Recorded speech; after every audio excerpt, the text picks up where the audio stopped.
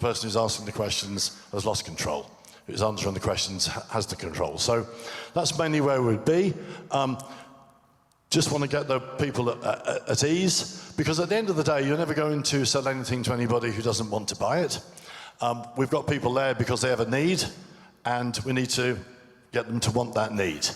If they're never going to buy something they don't want to do. So we just have to go through a process of emotion and logic.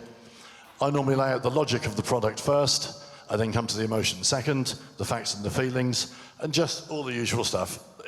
NLP, if you've read NLP, then that works very well for you. Everybody's got their own stuff. But it's all about the client, all about listening, asking questions, and then trying to move the appointment forwards. That's how I would open, because they know who I am, so I don't need to talk about myself.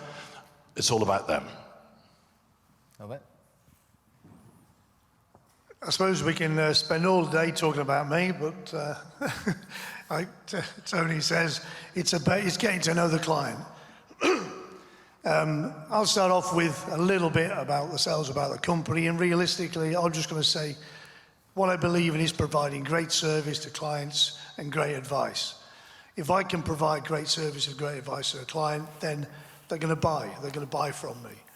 And simply talk to the client about that. But then you just turn around and say, well, that's enough about me, because the whole point about today is for me to get to know and understand you, to know and understand what it is that you want, and maybe me to help you to realize some other areas of your own professional, private planning, where I can help you and you can help you recognize that they're more important to you maybe, and to make sure that we move forward, that we take action.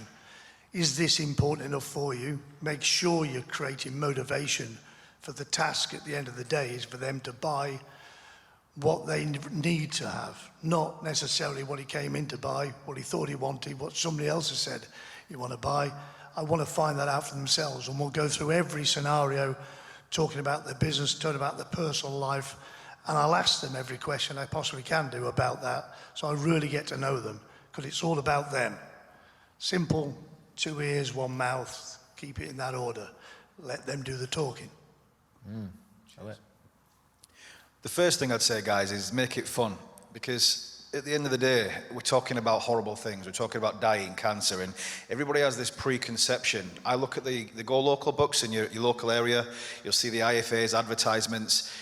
They just bore me to tears looking at it, and people have got this preconception of like life insurance advisors of like 60-odd-year-old men smelling like wet dog. So I'm like, you have to sort of get it into your head that you want to make it fun, and I'll acknowledge the lead and where it's come from. So if the leads come to me from, I don't know, let's say one of my other clients, I'll just say, listen, I'm going to do exactly what I did for Michael and Sarah. I'm going to make sure that you go through the same process as them, because by doing that, I've already told them and they feel comfortable that our friends have got that with us as well. It automatically puts them at ease, and it gives us a little even playing ground.